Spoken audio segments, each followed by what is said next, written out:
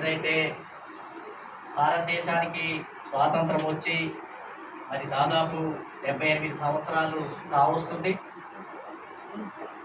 అనేక దేశాల్లో స్వాతంత్రం వచ్చిన తర్వాత అక్కడ ప్రజలకు కానీ, వర్గాలకు కానీ, మతాలకు కానీ ప్రజాస్వామ్యంలో భాగస్వామ్యం కల్పించడము అనేది ఫస్ట్ ఆ దేశం యొక్క కర్తవ్యం. భారతదేశానికి కూడా స్వాతంత్రం వచ్చిన తర్వాత పార్లమెంటులో కానీ, దేశ అసెంబ్లీలో ఉన్నటువంటి రాష్ట్రాల్లో ఉన్నటువంటి అసెంబ్లీలలో కానీ మరి అన్ని వర్గాలకు, అన్ని కులాలకు ప్రాతినిధ్యం, రిప్రజెంటేషన్ కల్పించడము అనేది ఈ దేశము కర్తవ్యం, ఈ రాజ్యాంగం యొక్క కర్తవ్యం. కాబట్టి మరి భారతదేశంలో మంచికో చెడుకో కులాల రూపంలో ఇక్కడ సమూహాలు ఏర్పడ్డాయి. కోట్లాది మంది కులాల రూపంలో జీవిస్తున్నారు. కొన్ని దేశాలలో సెక్స్, శాఖలు అనేక రకాల పేర్లతోటి జీవిస్తున్నారు.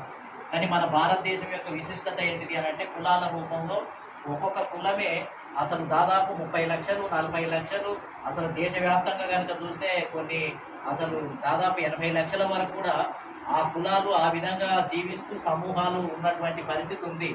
కాబట్టి దీన్ని ఏంటిది అని అంటే ఈ భారతదేశమే కులాల సముదాయం, కులాల సమూహం. అంటే ఈ దేశంలో ప్రజాస్వామ్యము అని అంటే ఒక్కొక్క కులానికి గౌరవించి అసెంబ్లీలో ప్రాతినిధ్యం కల్పించాలి, పార్లమెంటులో కూడా ప్రాతినిధ్యం కల్పించడము అనేది ఈ దేశం యొక్క కర్తవ్యం. కాబట్టి ఈ దేశంలో ప్రజాస్వామ్యము అని అంటే కులాల రిప్రజెంటేషనే.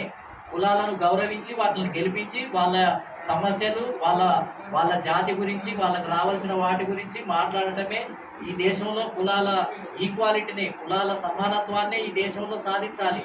కానీ దురదృష్టం ఏంటంటే కాంగ్రెస్ పార్టీ ఏదైతే కొత్త రాజ్యాంగం రాయటం జరిగిందో ఆ రాజ్యాంగంలో ఈ కులాల రిప్రజెంటేషన్ గురించి మాట్లాడకుండా అంతకుముందు బ్రిటిష్ కాలంలో మనమంతా కూడా ఏదైతే ముస్లిం సమాజం కానీ, నాన్ బ్రాహ్మిన్ సమాజం కానీ, ఓబీసీ సమాజం కానీ, సిక్కు సమాజం కానీ, క్రిస్టియన్ సమాజం కానీ, మహిళలు కానీ వీళ్ళంతా కూడా మాకు బ్రిటిష్ కాలంలో రిప్రజెంటేషన్ కావాలి, ఓటు హక్కు కావాలి, పార్లమెంటులో మెంబర్ కావాలి, మేము గెలవలేకపోతున్నాము అని అంటే బ్రిటిష్ వాళ్ళు 1909 నుంచి మింటో మార్లే రిఫార్మ్స్ ద్వారా ముస్లింలకు రిప్రజెంటేషన్ ఇవ్వటం ప్రారంభమైంది.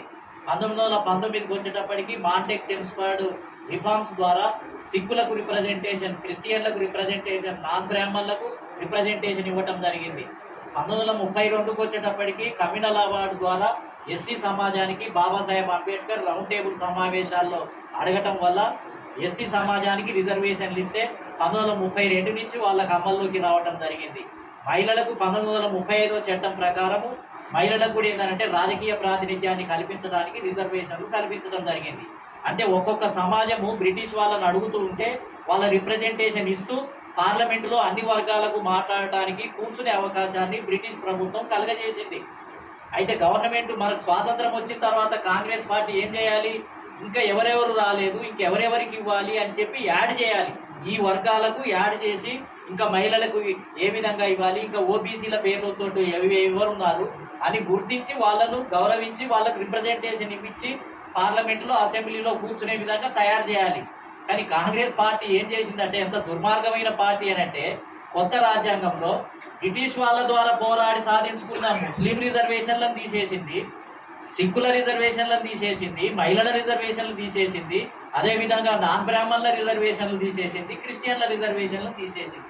బాబాసాహెబ్ అంబేద్కర్ అందులో రాజ్యాంగ సభలో ఉన్నాడు కాబట్టి ఎస్సీ ఎస్టీలై అతి కష్టంగా అది కూడా తీసేయడానికి ప్రయత్నం చేశారు. కాన్స్టిట్యూషన్లో ఆర్టికల్ 17 అన్టచబిలిటీ ఇంకా కొన్ని అన్ని ఈక్వల్ అని రాశాం కాబట్టి ఈ రిజర్వేషన్లు అవసరం లేదని వాదన పెట్టారు. అప్పుడు పెడితే బాబాసాహెబ్ అంబేద్కర్ నేను 3 సంవత్సరాలు శ్రమ చేసి నా ఆరోగ్యం ఖరాబ్ చేసుకొని రాజ్యాంగం రచిస్తే మొత్తం ఏంటంటే మా ఎస్సీలకు దక్కాల్సిన రిజర్వేషన్లను తీసివేస్తామంటారా అని అలిగేంటిది అని అంటే అక్కడ ఉన్న ఫైళ్ళన్నీ అక్కడ పెట్టేసి వెళ్ళిపోవడం జరిగింది. అలిగి బహిష్కరణ చేసి వెళ్ళిపోవడం జరిగింది. 4 రోజులు రాలేదు.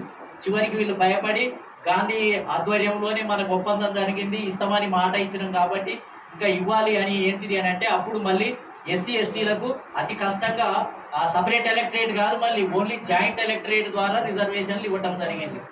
జాయింట్ ఎలక్టరేట్ అని అంటే అగ్రకులాల యొక్క దయాదాక్షిణ్యాల మీద ఆధారపడే విధానాన్ని అమలు చేస్తే ఇప్పుడు కాంగ్రెస్ పార్టీ దయాదాక్షిణ్యాలు, బీజేపీ లేకపోతే వీళ్ళ ద్వారా వాళ్ళు గెలవగలుగుతున్నారు. వాళ్ళకు కూడా నిజమైన రియల్ పొలిటికల్ పవర్ అనేది లేదు ఎస్సీ ఎస్టీల లోపల. ఆ విధంగా కాంగ్రెస్ పార్టీ ప్రజాస్వామ్యాన్ని రిమూవ్ చేసింది. ఏది కాన్స్టిట్యూషన్ అసెంబ్లీ ద్వారా వీళ్ళని మొత్తం ఏంటిది అని అంటే రిమూవ్ చేయడం ద్వారా కేవలం ఏంటిదంటే ఓపెన్ కాంపిటీషన్. ఇక ముస్లింలు ఎట్లా ఫైట్ చేయాలి అంటే రెడ్లతోటి, బ్రాహ్మణులతోటి, భూస్వాములతోటి ఫైట్ చేసి అసెంబ్లీ సీట్లు గెలవాలి. ఇప్పుడు రిజర్వేషన్లు లేకపోవటం వల్ల ఓబీసీలు ఎవరితోటి గెలవాలి?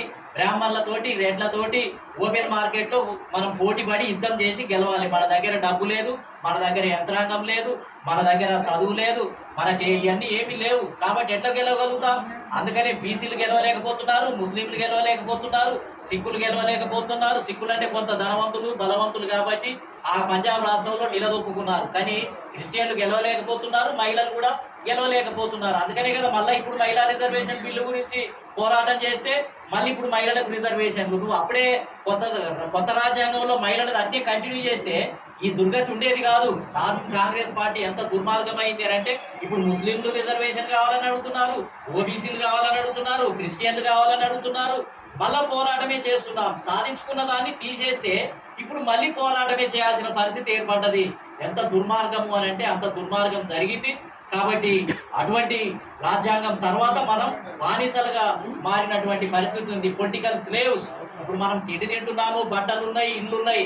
కానీ రాజకీయంగా ఏంటిది అని అంటే మాకు అసెంబ్లీలో ప్రాతినిధ్యం లేదు, మాకు ముఖ్యమంత్రి లేడు, మాకు మంత్రి లేడు, మా నాయ బ్రాహ్మణులు లేరు, మా రజకులు లేరు, మా కుమ్మర్లు లేరు, మా ఒడ్డెర్లు లేరు, మా మహేంద్ర కులం లేరు, మా కాపులు లేరు, మా ముస్లిం సమాజం లేదు అని చెప్పుకోవాల్సిన పరిస్థితి ఉంది. కాబట్టి ఇది రాజకీయ పరిస్థితి, దుర్మార్గంగా తయారు చేసినటువంటి పరిస్థితి ఉంది. కాబట్టి ఇప్పుడు మళ్ళీ నేషనల్ పొలిటికల్ జస్టిస్ ఫ్రంట్ ద్వారా ఇవాళ మళ్ళీ మనం రాజకీయ న్యాయమే జరగాలి. ఇవాళ సోషల్ జస్టిస్ కాదు, చిన్న చిన్న రాయితీలు, బర్రె గొర్రె ఇళ్ల స్థలాలు కాదు. మాకు రాజ్యాధికారంలో వాటా కావాలి అని అంటే దాన్ని ఏమంటాం? పొలిటికల్ జస్టిస్ అని అంటాం.